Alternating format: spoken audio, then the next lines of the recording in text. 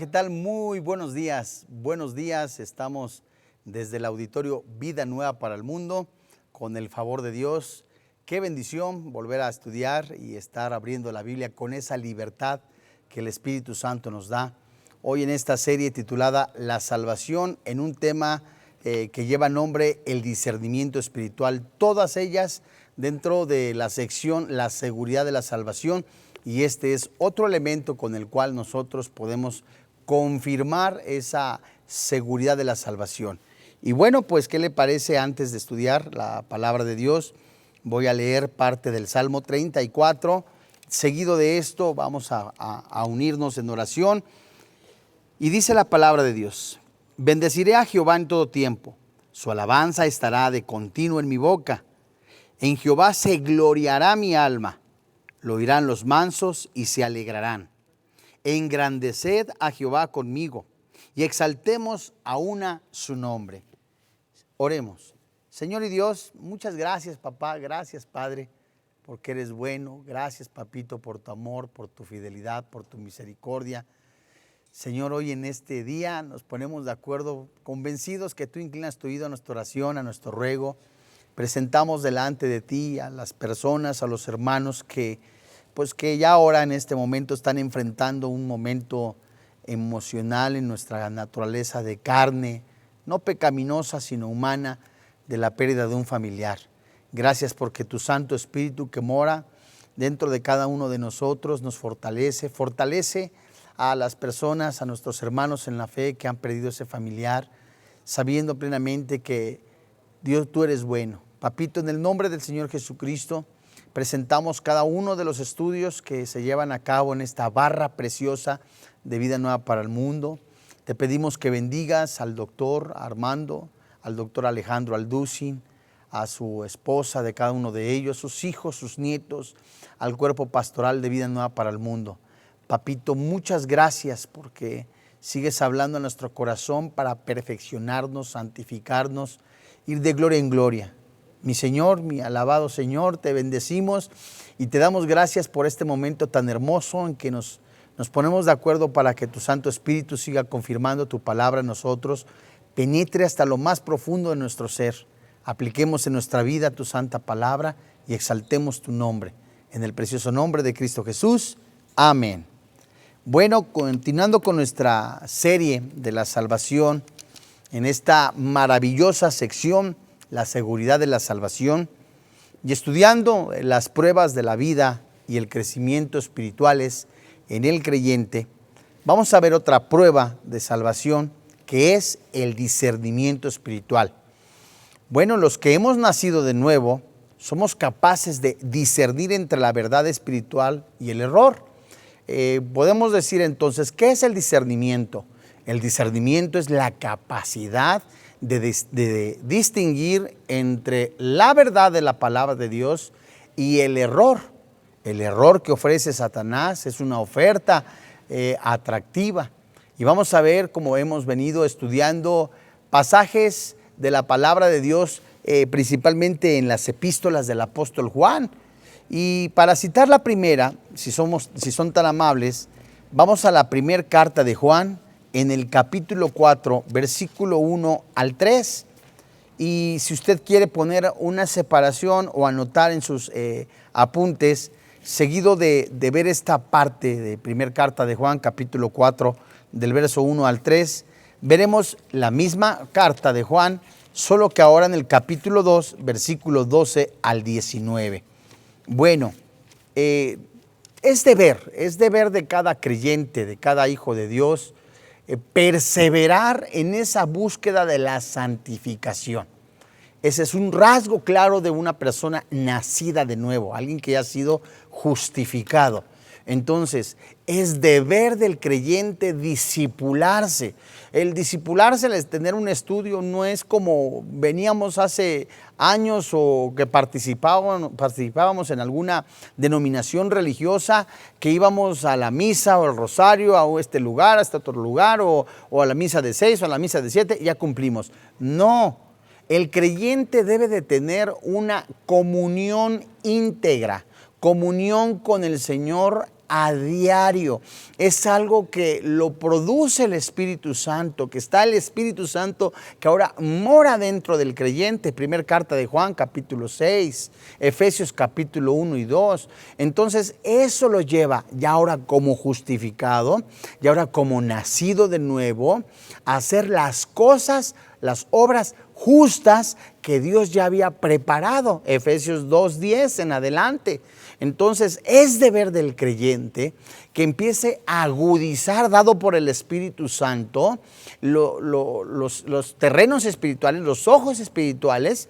¿Y cómo los va a agudizar? Por medio de la palabra de Dios, por medio de la oración. Es decir, alguien que nace de nuevo, es un ejemplo, hace 5 años, nació de nuevo. 2 personas nacieron de nuevo hace 5 años. Una de ellas pues no se discipula, de vez en cuando lee la palabra de Dios, si abandonó ciertos pecadillos o está de manera irregular congregándose o asistiendo a un estudio, pues su crecimiento va a ser muy mínimo. El discernimiento del error y la verdad va a ser también muy, muy mínimo.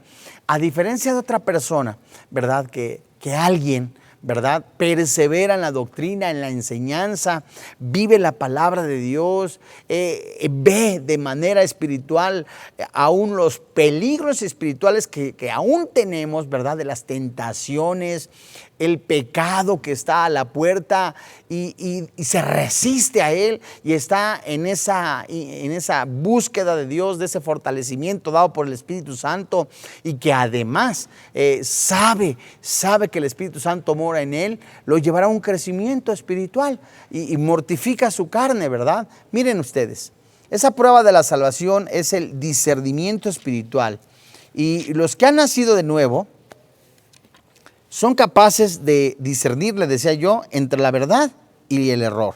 Vamos ahora, si son tan amables, a la primera carta de Juan, en el capítulo 4, versículo 1 al 3.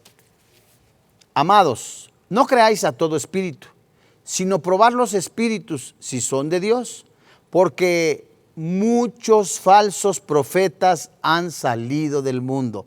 Versículo 2. En esto conoced el Espíritu de Dios. Todo espíritu que confiesa que Jesucristo ha venido en carne es de Dios. Y todo espíritu que no confiesa que Jesucristo ha venido en carne no es de Dios.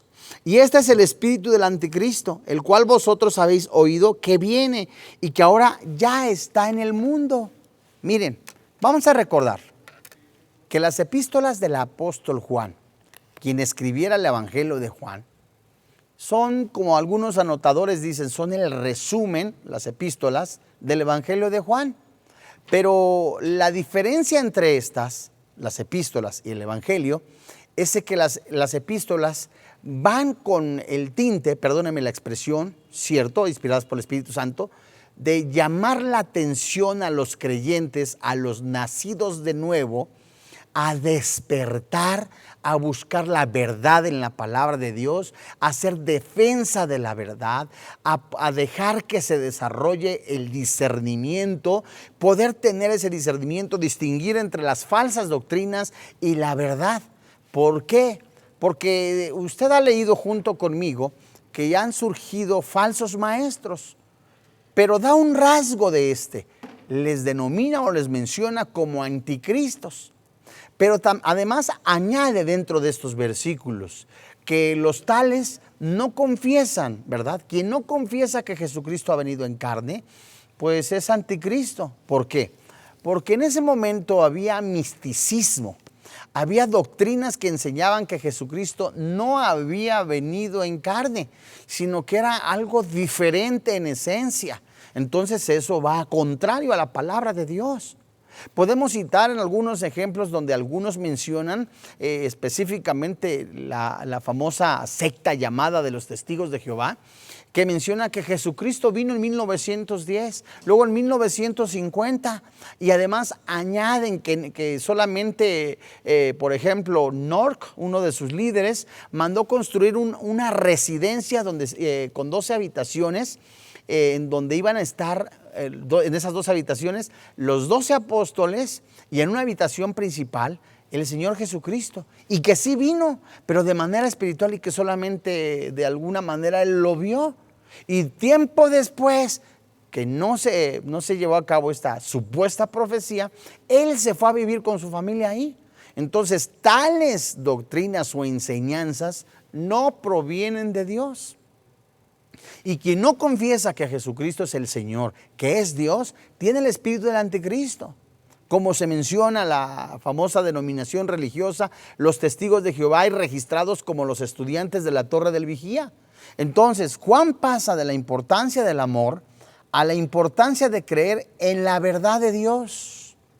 Se enfoca de nuevo en la prueba doctrinal y hace hincapié, escúcheme por favor con atención, hace hincapié en la necesidad de obedecer la enseñanza verdadera del Evangelio. Es decir, usted y yo tenemos la responsabilidad como nacidos de nuevo, como justificados, como elegidos de Dios, como en el proceso de esa santificación y algún día siendo glorificados, tenemos el deber de confirmar cada enseñanza que se nos es dada. El expositor, el ponente, el maestro de Biblia, el predicador, el que da el mensaje, usted tiene la responsabilidad de tomar apuntes, de escudriñar la palabra de Dios, de comprobar que verdaderamente lo que le acaba de decir el mensajero, el ponente de la palabra de Dios es verdad. No se estanque en decir, Pancho López lo dijo, y si Pancho lo dijo es una verdad. No. Usted es responsable de su crecimiento espiritual. Usted puede tener cantidad impresionante de estudios, ¿verdad? Etiquetados, guardados, archivados, pero si no los usa, si no los escudriña, si no los vive, pues no le van a servir. La Biblia contiene advertencias severas en contra de la doctrina falsa. A partir de la tentación de Eva, Satanás ha procurado distorsionar y negar la palabra de Dios. Génesis capítulo 3, versículo 1 al 5. ¿Con qué Dios ha dicho? Satanás es la fuente que se esconde detrás de todos los falsos maestros y de todas las doctrinas falsas. Bien lo escribiera el apóstol Pablo, ¿verdad? En la segunda carta a los Corintios, en el capítulo 11, verso 11 al 13. Capítulo 11, verso 13 y 14. Pero sigamos nosotros. Los adeptos a los falsos sistemas religiosos intentan socavar la verdad bíblica respecto a la persona y la obra del Señor Jesucristo. Lea, por ejemplo, Judas. Lea, por ejemplo, las dos cartas del apóstol Pedro. Por citar estas dos. En estas dos encontraremos los rasgos de un falso maestro, de un falso predicador, de alguien que enseña el error, la mentira, que seducen a almas como inconstantes, que seducen a personas literalmente, muchas de ellas enanas espiritualmente, perdónenme el término, son nubes sin agua, con falsas esperanzas, que prostituyen el evangelio. Tienen ojos, dice la palabra de Dios, llenos de adulterio, de fornicación, de inmoralidad. Son seductores, controladores, manipuladores.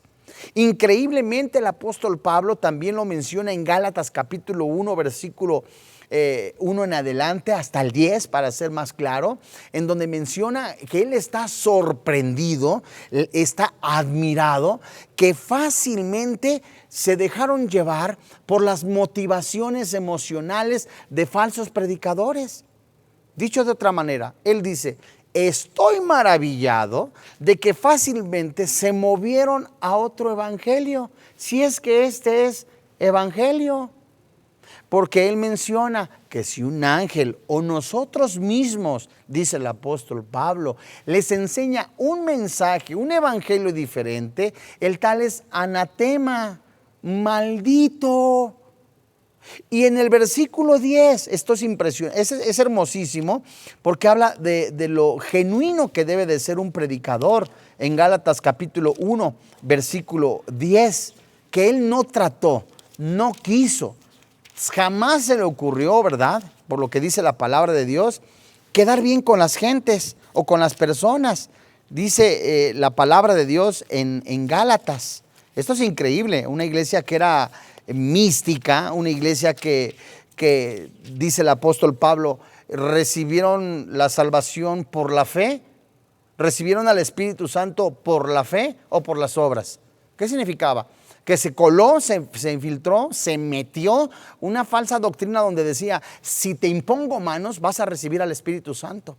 Si te impongo manos, pues vas a recibir la salvación. Eso es mentira. Porque entonces la palabra de Dios se contradice y no es así. Porque Él mismo escribió, el Espíritu Santo está diciendo, cerca de ti está en tu boca y en tu corazón, que si confesares con tu boca que Jesús es el Señor, que Dios le levantó de entre los muertos, serás salvo. ¿Qué usó la Biblia? ¿Qué usó el Espíritu Santo? Su palabra. Entonces la palabra de Dios no necesita extras, no necesita manifestaciones extras no dadas por el Espíritu Santo, no necesita libros o enseñanzas de hombres que fuera de la Biblia lo único que enseñan es únicamente distorsionar. Fíjese usted, le leo Gálatas capítulo 1 en el versículo 10. Dice Pablo, pues busco ahora el favor de los hombres o el de Dios. ¿O trato de agradar a los hombres? Si todavía agradara a los hombres, dice Pablo, si todavía agradara a los hombres, ¿no sería, qué dice Pablo? Siervo de Cristo. Entonces estamos viendo un momento que si llega un creyente, un nacido de nuevo, enano espiritual, ¿qué le quiero decir? Alguien que no ha crecido espiritualmente, que no tiene una comunión con el Señor Jesucristo, y esta persona se mueve más por emociones, su estado emocional está completamente alterado, tiene miedos, temores, miedo al futuro, miedo a quedarse solo, miedo a la muerte, y no tiene un discipulado, y llega un falso maestro de la palabra de Dios, llega un falso predicador, ¿qué es lo que va a dar? Al gusto del cliente. Le va a enseñar la carta donde emociones, quiere ser feliz, quiere ser rico, quiere algo que el apóstol Pablo, que el Espíritu Santo no enseña. Él no trató de quedar bien con nadie. Él no dijo, bueno, como se me van a ir mis clientes, como se van a ir mis ofrendadores compulsivos, ¿cómo les voy a hablar de pecado? ¿Cómo les voy a hablar de algo que les incomode? ¿Cómo les voy a hablar de algo que los haga sentirse incómodos por la vida pecaminosa que llevan? ¿Sabes, amigo, amiguito? Eso no es el orden de Dios. Es por eso que un síntoma de alguien nacido de nuevo es perseverar en la palabra de Dios y que el Espíritu Santo lo va capacitando en esa unción que ya le ha dado, en ese Espíritu Santo que le ha dado, en la comunión con el Padre Celestial para crecer en discernimiento. Y él distinga entre la doctrina de la verdad y la doctrina de la mentira o el error. Ese es deber suyo y es deber mío. Fíjese usted, Dios equipa a todos y cada uno de sus hijos para reconocer y rechazar a los falsos maestros y aferrarse a una enseñanza. Vamos pues, si son tan amables de nuevo, a la primera carta de Juan, solo que en el capítulo 2, si son tan amables. En el verso 19. Primer carta de Juan, capítulo 2, le corrijo, desde el verso 12 hasta el verso 19. Con mucho gusto le repito. Primer carta de Juan, capítulo 2, desde el verso 12 hasta el 19. Es un pasaje un poquito extenso, pero vamos a ver la advertencia del Espíritu Santo que hace a los hijos de Dios. Dice la Biblia. Os escribo a vosotros, hijitos. ¿Para quién es? Para cristianos. Porque vuestros pecados os han sido perdonados por su nombre, nacidos de nuevo, redimidos. Os escribo a vosotros, padres, porque conocéis al que es desde el principio. Aquí se puede hablar específicamente a personas maduras. A los primeros que mencionó, a los hijitos. Cierto, puede ser padres espirituales, hijos espirituales, y aquí hay una relación muy hermosa, madurez espiritual. Verso 13, parte final. Os escribo a vosotros, jóvenes, personas que están creciendo en el Señor. Ya estamos viendo, ¿quiénes? Los hijitos, prácticamente bebés, los padres, alguien maduro, los jóvenes, los que van madurando, espiritualmente hablando. Porque habéis vencido al maligno. Os escribo a vosotros, hijitos, porque habéis conocido al Padre. Os escribo a vosotros, padres, porque habéis conocido al que es desde el principio. Os escribo a vosotros, jóvenes, porque sois fuertes. ¿Y qué dice? Y la palabra de Dios permanece en vosotros y habéis vencido al maligno. No améis al mundo, les está diciendo a los tres grupos de cristianos, a los maduros, porque no todos tenemos la misma estatura espiritual, perdónenme el término. Hay literalmente hombres, ¿verdad? Maduros en la palabra, otros que vamos creciendo, otros que van apenas, hay como despertando los ojos espirituales en los jóvenes, ¿no? Y dice el versículo 15, no améis al mundo, ni las cosas que están en el mundo. Si alguno ama al mundo, el amor del Padre no está en él. Posicionalmente hablando, es alguien que no ha nacido de nuevo. Porque todo lo que hay en el mundo, los deseos de la carne, los deseos de los ojos, la vanagloria de la vida, no provienen del Padre, sino del mundo. Dice el versículo 17, y el mundo pasa, sus deseos pasan, pero el que hace la voluntad de Dios, ¿qué dice la Biblia? Permanece para siempre. Hijitos, ya es el último tiempo.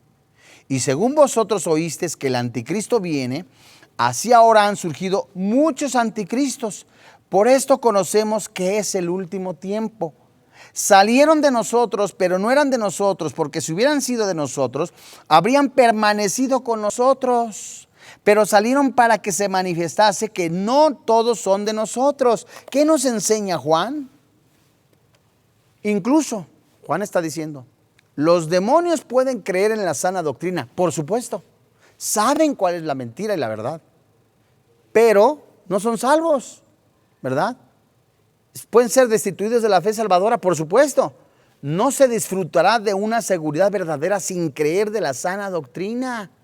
O sea, lo único que a usted y a mí nos dará seguridad, estabilidad, esperanza, fortaleza espiritual es el poder que ya tenemos en el Espíritu Santo dentro de nosotros, el poder que viene de la palabra de Dios, ¿verdad? Al tener un discipulado, al tener comunión con el Padre Celestial primeramente, al ver nosotros los sucios que aún somos, la necesidad de ser limpios cada día, de ver, Dios mío, todavía me falta, y perseverar en ello.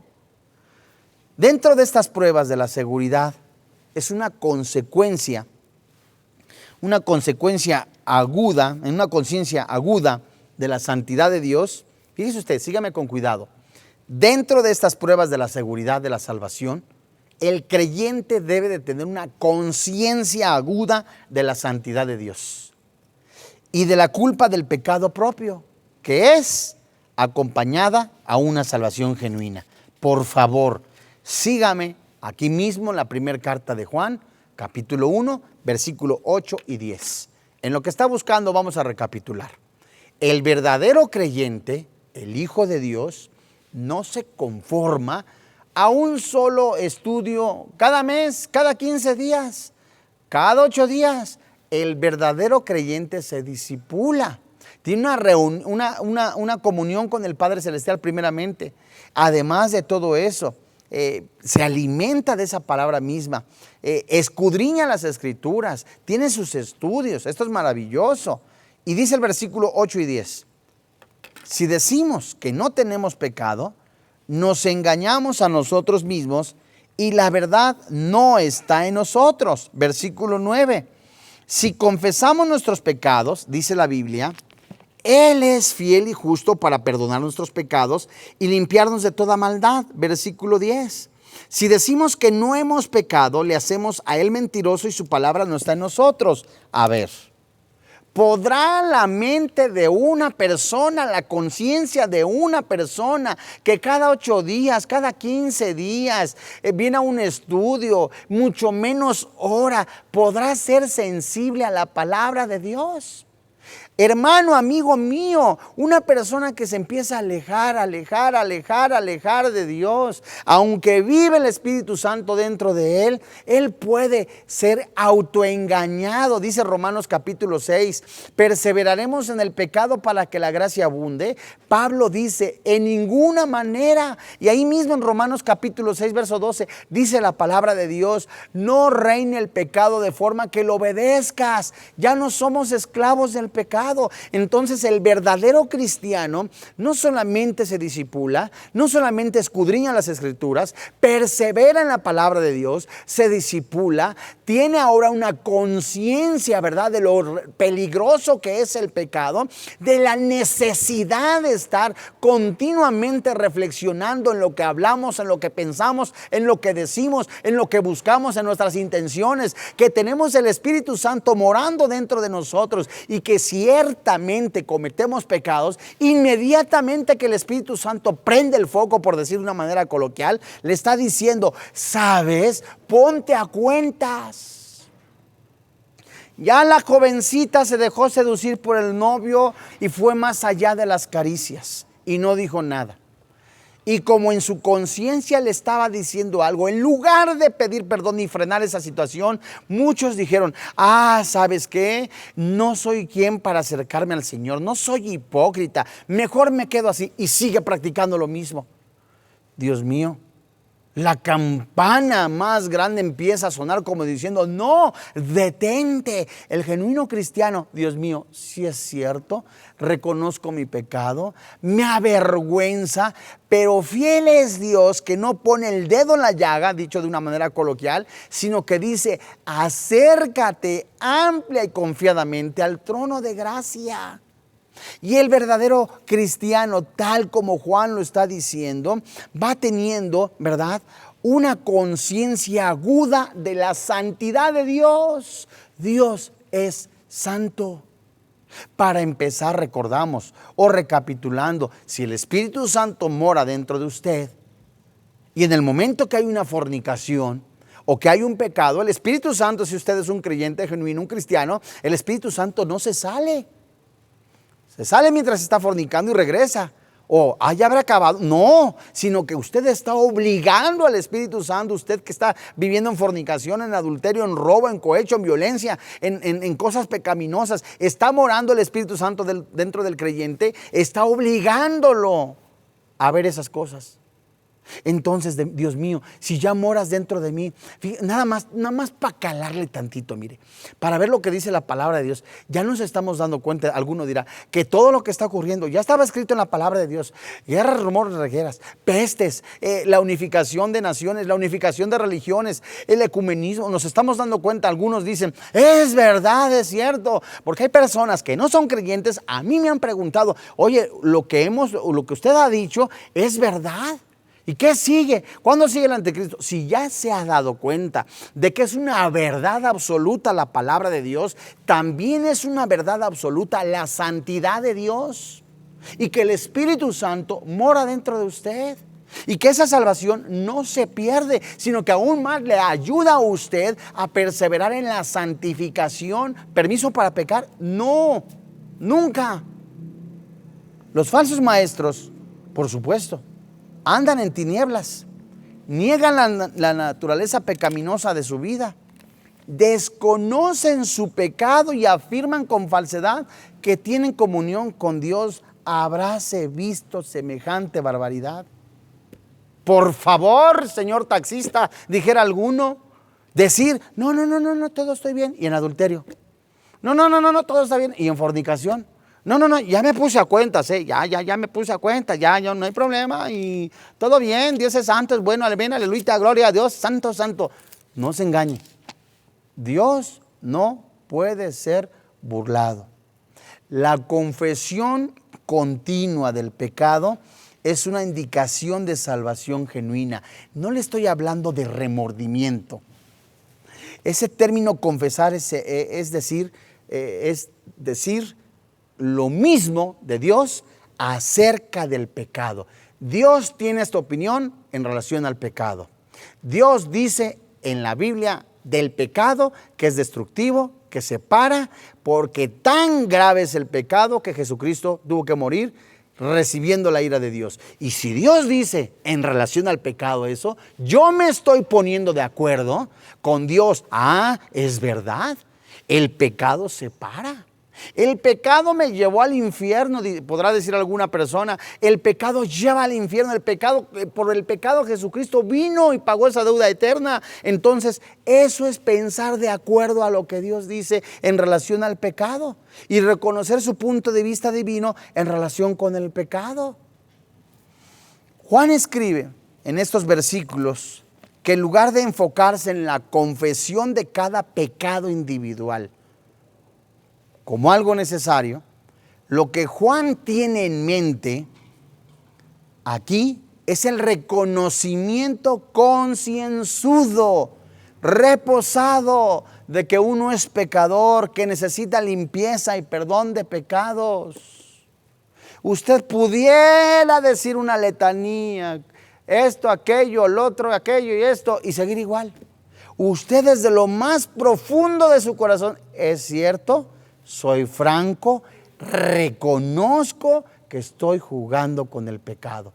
Eso ya es empezar a tener desarrollar ese discernimiento. A veces ya ese discernimiento nos lo está diciendo y nosotros hacemos caso omiso. Y una característica que identifica a los incrédulos es que no se consideran pecadores. No reconocen la perfección moral absoluta de Dios. Primera carta de Juan, capítulo 5, todo el capítulo completo. Léalo en casa, por favor. Al no verse en luz, no reconocen hasta qué punto están contaminados. Robar, pues todo el mundo lo hace. Fornicar, pues, ¿qué tiene de malo? Oye, pues las muchachitas, algunas de ellas solitas vienen, alguno comenta. Ellas mismas se están poniendo en charola de plata, pues sí es normal. Algunos sexólogos, incluyendo algunos sociólogos, mencionan que las relaciones sexuales fuera del matrimonio son normales. Pues es normal entonces empezar a tener una relación para que cuando se case la persona, pues ya vaya media entrenadita y sepa que le tira. Ah, bueno, pues entonces como es válido, pues podemos ser amigo novios con algunos derechitos, ¿verdad? Y no pasa nada si nos entendimos, pues bien, quis, y si no nos entendimos, también quis, adiós y se acabó. No es así, porque el diseño que Dios ha dado para el hombre es conocerle. Y el conocimiento de Dios, que comienza con ese temor santo, nos lleva a una santificación. No significa que usted esté en un nicho, significa que usted esté plenamente convencido que fuera de la voluntad de Dios usted va a sufrir. La persona que eligió casarse antes de tiempo, tener relaciones fuera de tiempo, vive con una amargura, con complejos, con tristezas. Muchos de ellos deprecian su vida, todo gracias a un momento de placer. Y un falso creyente o alguien que no es nacido de nuevo, ¿qué dirá? Pues si no pasa nada, si Dios es bueno, pecador, no, pues no, ahora verá, a ver, espéreme, pecador, pues no, o sea, sí, él sí, porque pues es un político y hizo muchos robos, a ver por qué no lo siguen a él, pero a mí, yo que con tantos trabajos ando buscando el sustento, yo que con tantos trabajos ando haciendo eso, pues sí tengo mi amante, sí, pero sí robo, pues sí, en lugar de dar 1 kilo doy 800 gramos, pero eso todo el mundo lo hace. Eso no es pecado. Dios mío, cuando una persona peca, experimenta el pesar piadoso de una conciencia, ¿verdad? Dios mío, pero cuando una persona, ¿verdad? Una persona está diciendo, Dios mío, esto que estoy haciendo, no es Pepe Grillo, es tu conciencia, el conocimiento interior que te está gritando, te está diciendo, acusando o defendiendo. Te debe de llevar a una conciencia purificadora que te conduce a un arrepentimiento, no remordimiento, un falso arrepentimiento. ¿Qué significa eso? Que el verdadero creyente, Dios mío, si es cierto, hice esto, volví a ver pornografía, Volví a ver esto, volví a robar, sí es cierto, Dios mío, ¿qué está pasando? Dios mío, me debe de llevar a buscar con todo mi corazón, Señor, ¿sabes qué? Examíname, decía David, examina mi alma, mi corazón, dime mis pecados ocultos, porque algo está pasando. ¿Cuánto tiempo pasa usted con el Señor? ¿Cuánto tiempo está usted teniendo comunión con el Señor? Pues sí, ¿ora usted? Pues no, creo que no. Creo que por ahí es el problema, figúrese. Pues si su relación con el Señor está mal, seguro muchas de sus cosas de su vida van a estar mal. Mateo 6:33, busque primeramente el reino de los cielos y su justicia. Jesús lo primero que hacía antes de amanecer era buscar la comunión con su Padre. Terminaba de ministrar y se iba y buscaba a su Padre, al Padre Celestial. Vayamos a la segunda carta a los Corintios. En el Nuevo Testamento, en el capítulo 7, este rasgo del nuevo creyente en la seguridad de la salvación es que confiesa su pecado. Dice segunda carta a los Corintios, capítulo 7, en el versículo 10. Dice la Biblia, porque la tristeza que es según Dios, ¿qué dice la Biblia? Produce arrepentimiento para salvación, de que no hay, fíjese usted qué precioso, de que no hay que arrepentirse, pero la tristeza del mundo, Dios mío, ¿qué produce? Muerte. Dios mío, ya trae días ahí, ahí guardadito en su corazón, y ya lleva días planeando, haciendo, viendo, mirando, ay, y el Espíritu Santo le está diciendo, confiesa tu pecado. Que tu corazón no se convierta como roca, como piedra. Busca el perdón en Cristo. Y saben, fíjense ustedes, que dentro de la misericordia de Dios hay perdón. No hay nada más mentiroso, escúchame con atención por favor, de que una persona crea que no se puede acercar a Dios cuando ha reconocido su pecado y creer que Dios lo va a desechar. ¿No es cierto? ¿No es cierto? ¿No es cierto? ¿Otra vez? ¿No es cierto? ¿No es cierto? ¿Otra vez no es cierto? ¿Por qué? Porque si la palabra de Dios está diciendo que si hay un corazón arrepentido, un corazón que se ha dado cuenta, una vida, una persona que ha creído que Jesús es el Señor y que ese Señor le está diciendo, el Padre Celestial, acércate, te quiero lavar, te quiero limpiar, ¿verdad? Te quiero perdonar. Y usted diga, Dios mío, es que no quiero ser hipócrita, se está dejando llevar por sus emociones. Venga a los pies de Jesús. Y la evidencia del creyente es la perseverancia. Podemos ser grandes teólogos, corregir un mensaje, pero si nuestra vida no está siendo purificada, algo está sucediendo. Podemos ser los excelentes teólogos, conocer a todos los ponentes y hasta llevarnos de a cuartos con él. ¿De qué sirve si nuestra vida no ha sido purificada? Podemos sentarnos en una silla, criticar a tal ponente, a decir a aquel, le falta esto, le falta aquello, pensando que él es el objeto de tal, mientras que usted es el objeto de estar siendo visto. ¿Por quién? Por Jesús. Entonces, cuando nosotros buscamos la mano de Dios y vemos lo débiles que somos, nos damos cuenta que poderoso es Dios para sanar y restaurar. A diferencia que la tristeza del mundo produce un remordimiento, y el remordimiento jamás va a redimirlo. Y en el caso de una persona convertida, ¿verdad? Nacida de nuevo, Dios mío, yo sé que mi Redentor vive. Me siento incómodo, podrá decir, me siento mal, pero ¿sabes? Creo que esta culpa inmerecida es desechada porque creo que ya la sangre de Cristo ya me lavó, ¿verdad? El testimonio personal del apóstol Pablo lo vemos en Romanos capítulo 7, usted lo puede leer en su Biblia, versículo 14 y 15. Es un ejemplo de sensibilidad del creyente de su aversión al pecado.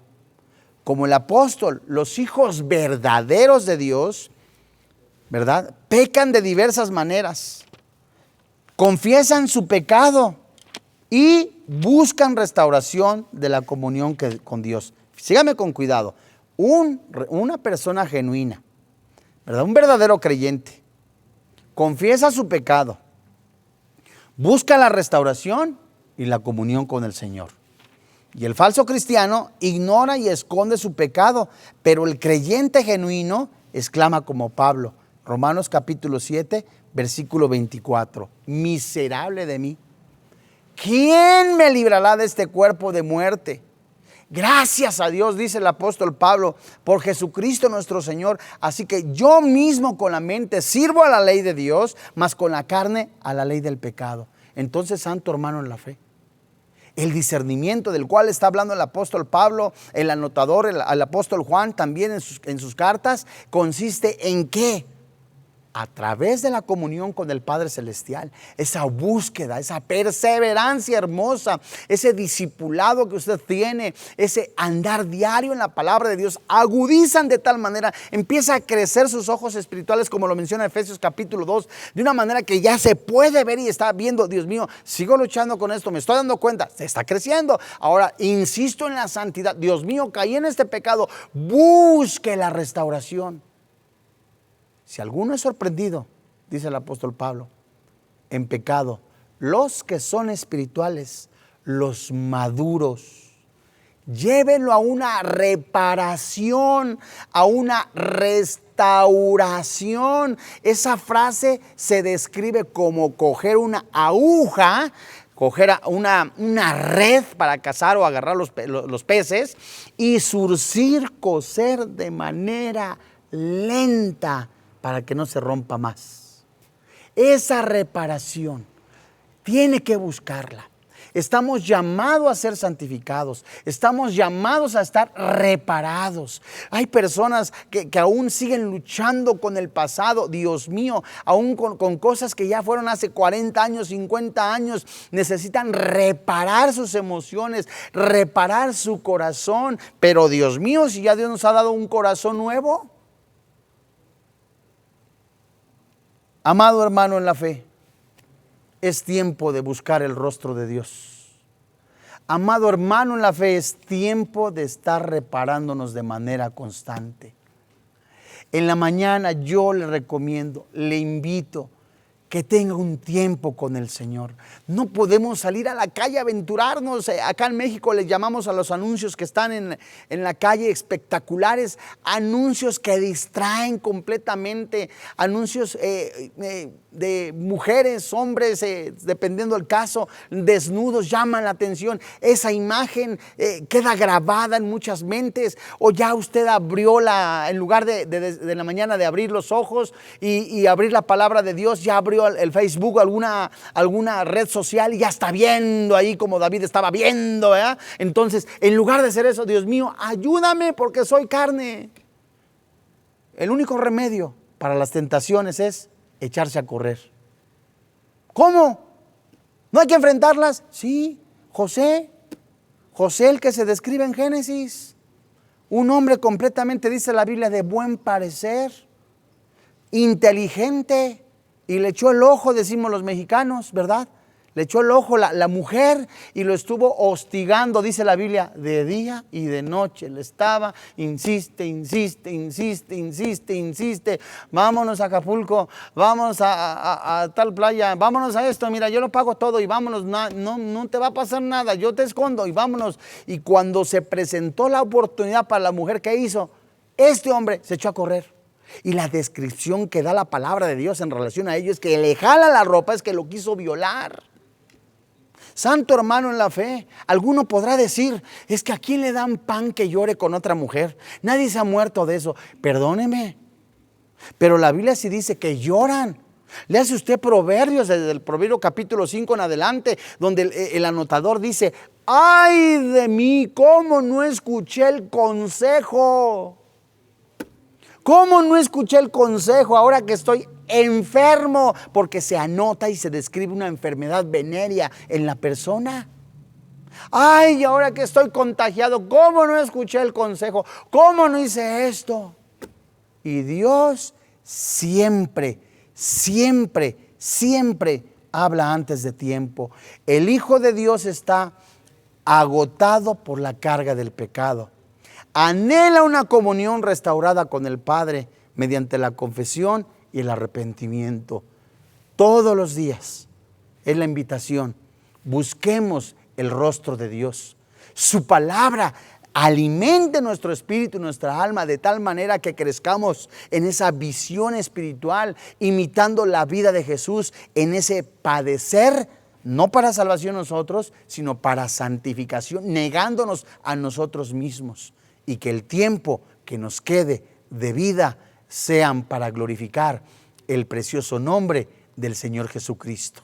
Vamos a orar. Padre, en el nombre del Señor Jesús te damos gracias. Gracias, papito, porque eres bueno, te alabamos, te bendecimos. Gracias, Padre, porque en este momento en el que alguno de nuestros hermanos, nosotros mismos que somos expuestos a las tentaciones, nos llamas a revisar nuestra vida, nos llamas a examinarnos, ya que tú eres quien permite las pruebas. Y en el momento que se presentara la prueba, tú mismo pones la salida. Padre, gracias porque así con tus ojos espirituales nos dejas ver muchas veces nuestro interior, en donde estamos mal, qué áreas hemos descuidado, que en la vida espiritual que hemos nosotros está en esta tierra, sino está en los cielos. El libro de los Hebreos nos enseña, puestos los ojos en Jesús, el autor y consumador de la fe, de modo que nuestra permanencia en este planeta no es eterna, es pasajera. Nuestra ciudadanía está en los cielos y algún día, tal y como lo dice la palabra de Dios, sí vendremos a un nuevo mundo, con nuevos cielos, una nueva tierra, pero totalmente distintos. Si usted hoy ha recibido a Jesucristo como su Señor y como su Dios, le damos gracias a Dios, le felicitamos, le invitamos a que usted asista a una iglesia cristiana que se predique el verdadero evangelio. A nombre del doctor Armando Alducin, de todo el cuerpo pastoral de Vida Nueva para el Mundo, le damos las gracias. Le recordamos también que ya hay reuniones presenciales, tanto en la Iglesia del Sur, en Avenida Cuauhtémoc, como acá en Tlanepantla, en sus acostumbrados horarios los domingos. En Tlanepantla, 9 de la mañana, 11 de la mañana y 1 de la tarde. En Avenida Cuauhtémoc, 9:30 de la mañana y 1 de la tarde. Muchísimas gracias. Que Dios le bendiga, que tenga paz. Vida Nueva para el Mundo se sostiene y propaga el mensaje de salvación